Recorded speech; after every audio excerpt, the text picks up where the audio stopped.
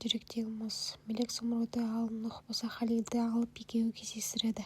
Сумру Халилді көріп, сендер неге мені бұл адаммен кездестірдіңдер дейді. Біз түсіндіреміз дейді Нұх пен Мелек. Ал Севалай болса заттарын жинап кетіп бара жатыр. Сыртта таксиге отырайын деп жатқанда ниһаят Нес келіп қалады. Такси Нес, неге көлігіңді айдамадың дейді. Сол жерде жоқ, мен бір досыммен отырамыз, кеште машина алмай қояйын дедім деп айтады. Онда кеш келесің ба дейді. Иә, кеш келемін, мені күтпей-ақ қойыңыз дейді. Солай, мен сізді қатты жақсы көремін деп айтады. Ал Халил болса Тахсин Жиһанның қонақ үйіне келіп, Тахсин енеші-келінімен кездесуге келдім дейді. Тахсин мен Жиһан отқан жерге келді. Мен Халил Шакиржа, Нұх пен Мелектің папасымын дегенде екеуі таңғалып қалады. Тахсин ашуланып Халилді ұрып жібереді. Сол жерде Жиһан екеуін ажыратып алады. Сен бұл жерге не үшін келдің? Сумруға иттік жасаған сен емессің бе?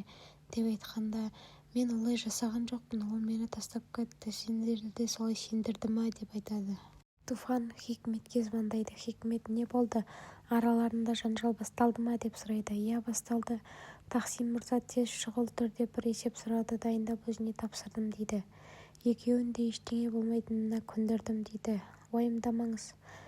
Бірақ Хикмет ханым, енді бұл жұмыс сәл созылатын болса жағдай қатты шиеленіседі. Енді Жиһан мырза да Тахсин мырза да жасалатын кез келген әрекетке жіті назар аударады. Яғни бірдеңке байқалып қалса жауапқа тартылатын мен боламын дейді Туфан. Сол кезде Хикмет, Туфан, сенің мазасызданатын ештеңең жоқ, сен ойлауың керек жалғыз нәрсе ол көрікті қонақ үй және сол қонақ үйдің менеджері болу дейді. Сумру үйіне келіп, үйде жылап жатады. Сол кезде тұрып, сен жылап өзің жоғалтатын әйел емессің, қайтып келетін де емессің, артқа шегінетін де сен емессің деп киімдерін жинап үйден шығып кетеді. Әрі қарай не болғанын білгілеріңіз келсе каналға тіркеліп жоғалтпамас үшін қолдап отырыңыздар.